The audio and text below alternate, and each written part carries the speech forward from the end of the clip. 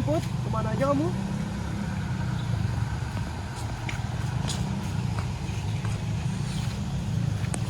Nah, barusan adalah salah satu contoh yang dapat menurunkan kognitif seorang manusia. Padahal sebuah sapaan sederhana malah minta tolong AI untuk menjawab. Maka dari itu, tujuan video ini adalah dirancang untuk memberikan ekspektasi yang jelas kepada penonton mengenai apa yang akan mereka pelajari, sekaligus memfokuskan pada kompetisi yang ingin dicapai setelah menonton video, menganalisis hubungan sebab akibat antara ketergantungan berlebihan pada AI dan penurunan kemampuan berpikir kognitif mahasiswa yang akan berkurang secara perlahan tapi pasti. Di era digital yang cepat ini, kita melihat banyak mahasiswa mulai bergantung pada kecerdasan buatannya untuk menyelesaikan tugas-tugas akademik mereka. Mulai dari mencari jawaban, bantuan instan, membuat rangkuman, hingga menghasilkan ide. Contohnya, kalian tahulah ada di video ini. Semuanya dilakukan dengan bantuan AI.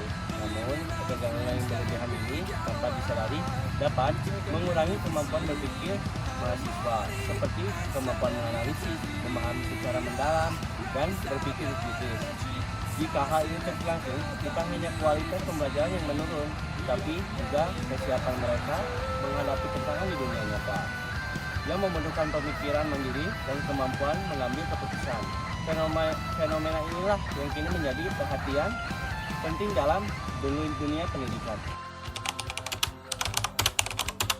Penggunaan AI generatif atau kecerdasan buatan yang berlebihan oleh mahasiswa telah melahirkan krisis kognitif, yang dimana kemampuan para mahasiswa untuk berpikir secara kritis, analisis, dan problem solving mengalami sebuah penurunan karena proses berpikir diserahkan sepenuhnya kepada AI.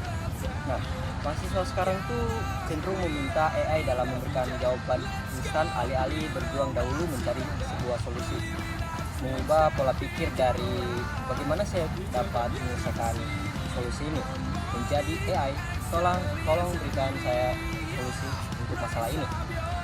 Yang dimana ini tuh terbukti menurunkan waktu brainstorming original secara signifikan. Dampaknya meluas, yang dimana menciptakan sebuah lulusan yang secara akademik dulu sukses, namun gagap kognitif di dunia kerja, mengancam kualitas kelulusan perguruan tinggi dan daya saing bangsa karena hilangnya keterampilan fundamental untuk berpikir secara mandiri dan inovatif. Nah, salah satu penyebab penggunaan AI oleh mahasiswa yaitu karena untuk menggunakan tugas tanpa mencoba memahami konsepnya terlebih dahulu. Dan kebiasaan ini tuh membuat mereka malas untuk analisis mandiri, sehingga membuat kognitifnya semakin menurun.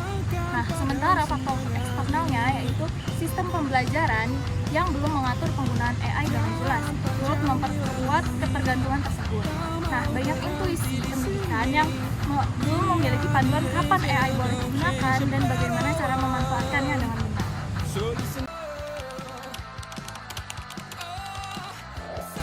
Ketergantungan mahasiswa terhadap artificial intelligence dapat berdampak buruk kepada kemampuan berpikir kognitifnya dalam menyelesaikan suatu masalah, bahkan masalah yang simpel sekalipun. Mereka itu akan sangat amat susah untuk menyelesaikannya.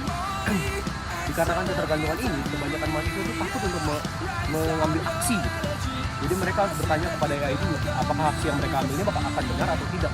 Dan ini akan menyebabkan penurunan kinerja akademik mereka, dan yang akan berdampak kepada penurunan IPK.